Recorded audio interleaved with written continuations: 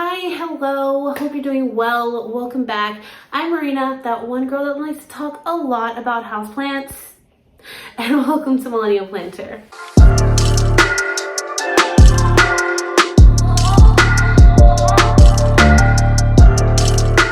Welcome to another plant vlog.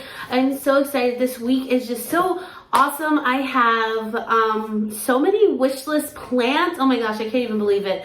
So I've done 2 trades, 3 trades really, that are all coming this week. And then also I have a wish list plant that I actually purchased, and I can't wait. So I'm really excited about this plant vlog. It's also my daughter's 10th birthday on St. Patrick's Day, which is on Thursday.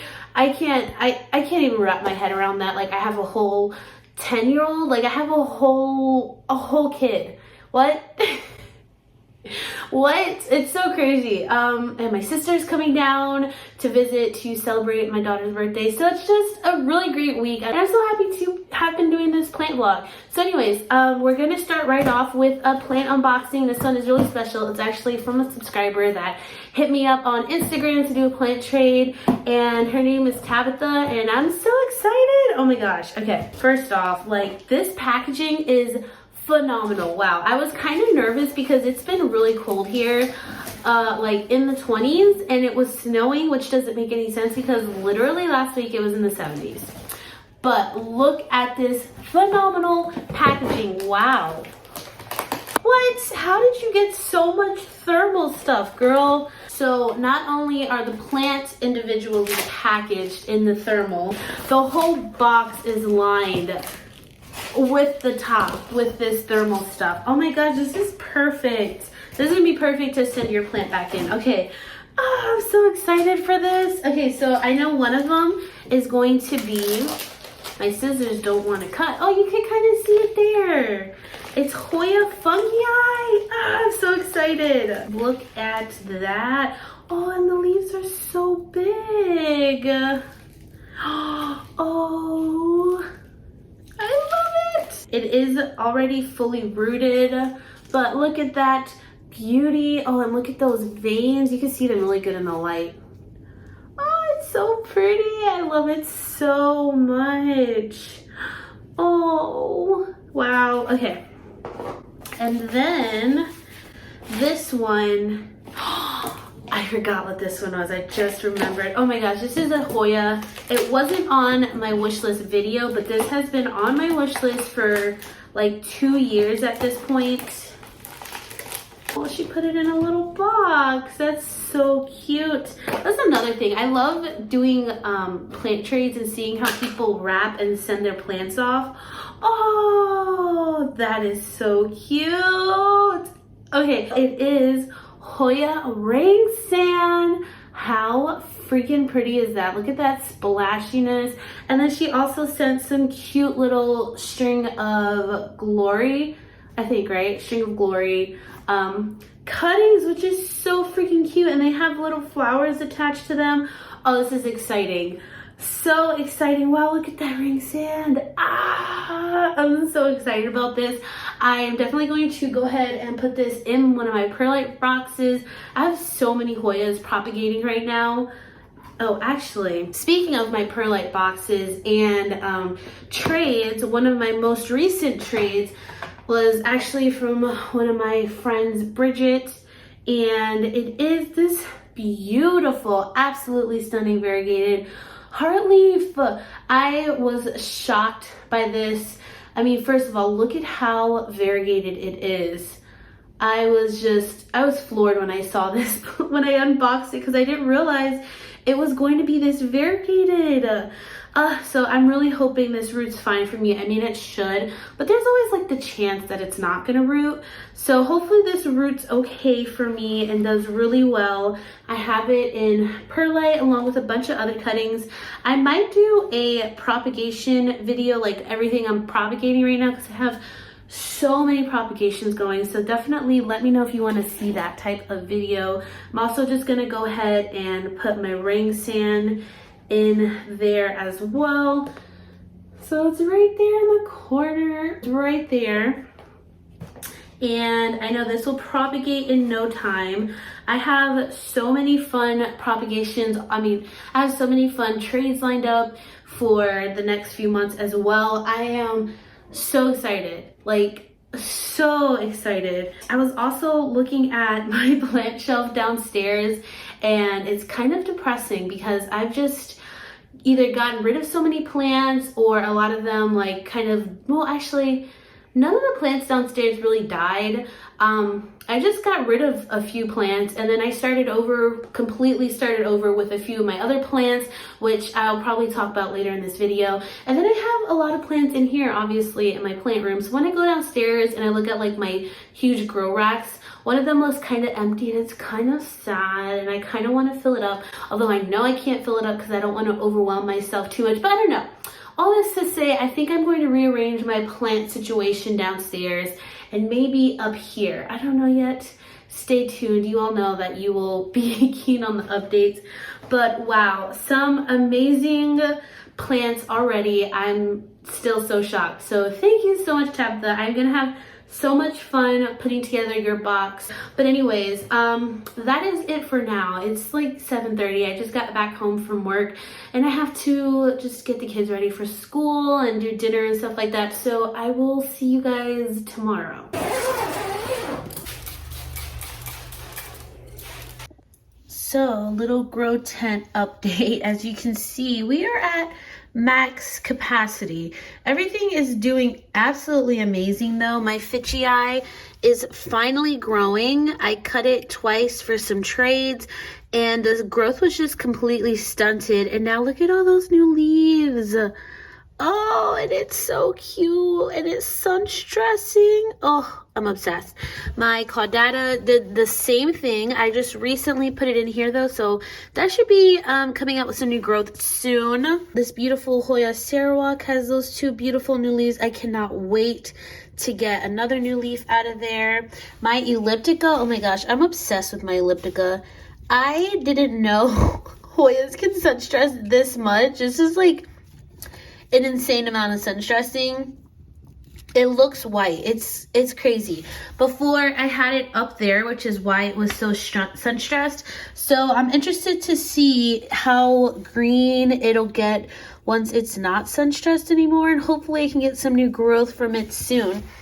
My little Dion Idul egg is finally sprouting after literally 7 months. I've had this plant for 7-8 months. It's finally growing. I mean, I'm just getting so much growth. My Hoya pseudo, I always forget the name of this one, is finally putting out some new leaves there. They're super cute. My Hoya Memoria is growing. My Hoya verticulata, look at that new leaf. These tendrils just keep wrapping around each other, and it's so cute. Hoya rotundiflora just got put in here. Hoya Sunrise is growing really well. I have some propagations. This I just potted up, Hoya Super Silver, that I cut and propped in perlite. I have my Polynura there also, hoping it's not too much light in here. And then I accidentally burnt my Amplissima when I was treating it for thrips, which I haven't seen any thrips in here since I've treated it, so hopefully it stays like that. I cleaned this thing pretty thoroughly. But yeah, everything's just doing great. I can't wait to get some new growth out of this Jennifer. But yeah. Oh, and actually, you know what? Let's check on my seeds. I haven't checked on my seedlings in a while. Wow, they look like they're getting huge.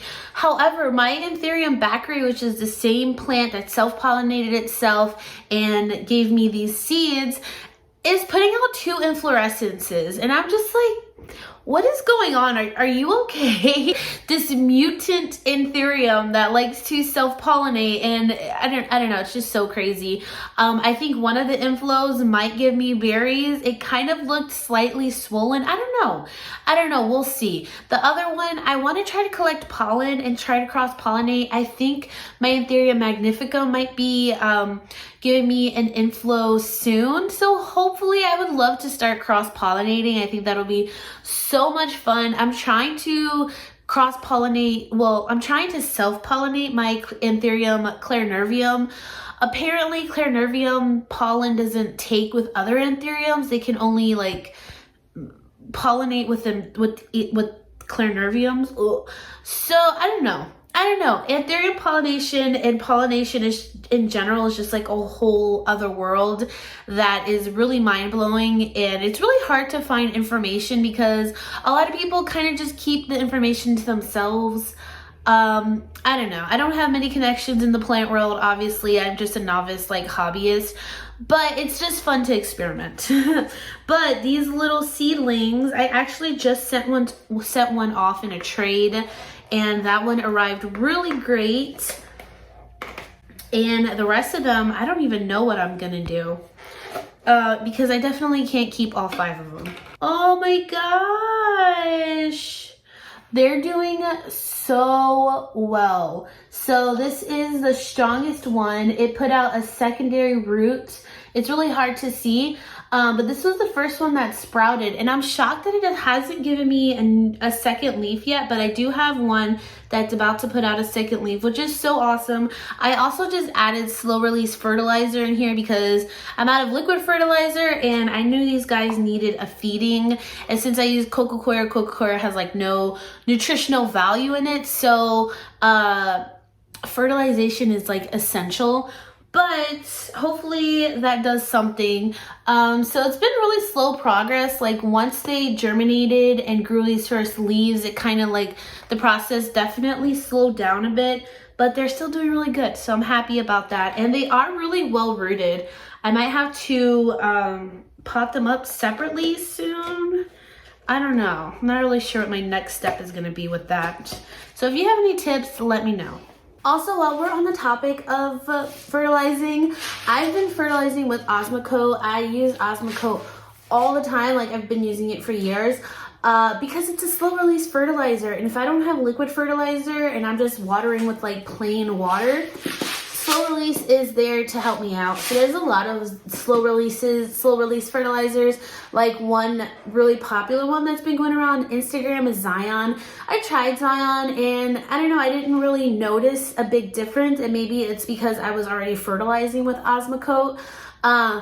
But yeah, there's lots of ones. This is just one that I happen to use and I happen to like it, and it's readily available at my local nursery, which is really great because I hate having to order stuff online all the time.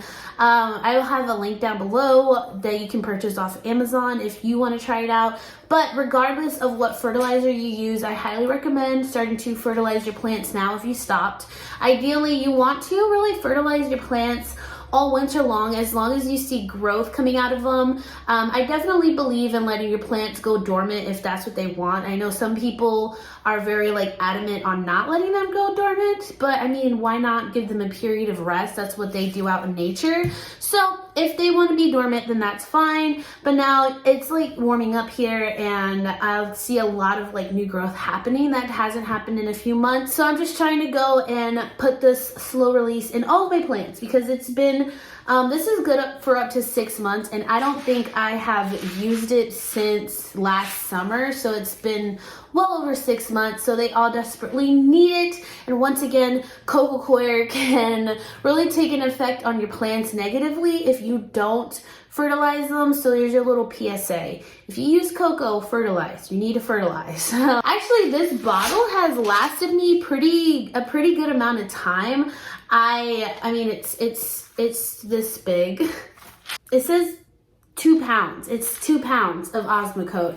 And I have gotten, I would say, over half of my collection, and it's probably like right here now. It comes with like a spoon, so you can spoon your plants. It has like directions on how much to use. However, I kind of just like eyeball it.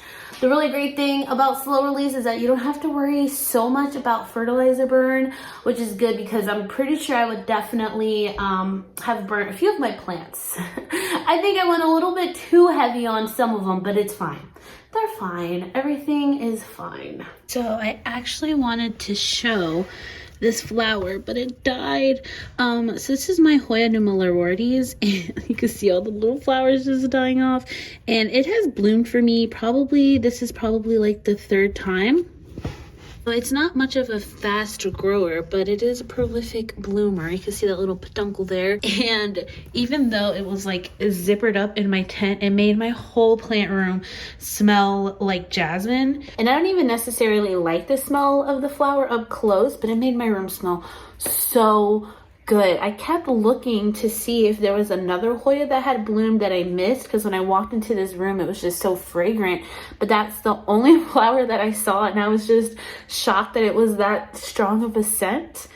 Yeah, so that was really cool. And the exciting plant that I wanted to show is my Monstera Escaletto. And oh my gosh, I am so nervous to own this plant.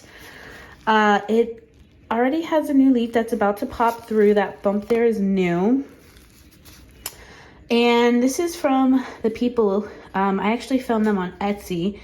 The plant was packaged phenomenally well, and yeah, I'm really nervous. I'm kind of nervous that it's a low-key Monstera Adansonii, but they had raving reviews, so I'm pretty sure like they're a pretty reputable seller.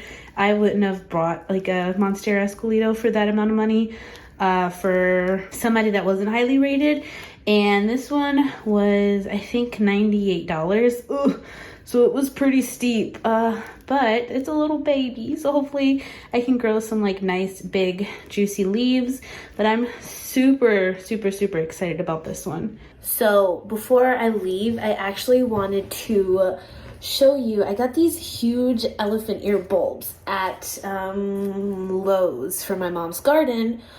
And they have just been sitting here on this little bed, actually, that you can see. It's like my guest bed for like the past week. And I just noticed today they started growing roots. What? The sun here like doesn't even come on this side of the room. It comes on this side of the room. And they're just, both of them are just out here literally living their best life growing on a mattress. I just noticed that today, and I am genuinely so shocked. And to think I was nervous that they're gonna rot if I put them in the ground, and they're just out here growing in nothing. That's actually really incredible. Really inspirational, especially after the day that I had yesterday. But anyways, now I'm going to officially wrap up this video. This vlog has been very long. I have done a very bad job at like keeping track with it. Sorry about that. It's real life. I don't know what else to say. But anyways, I hope you all are staying safe, staying happy and healthy, and I will see you all in my next video. Bye.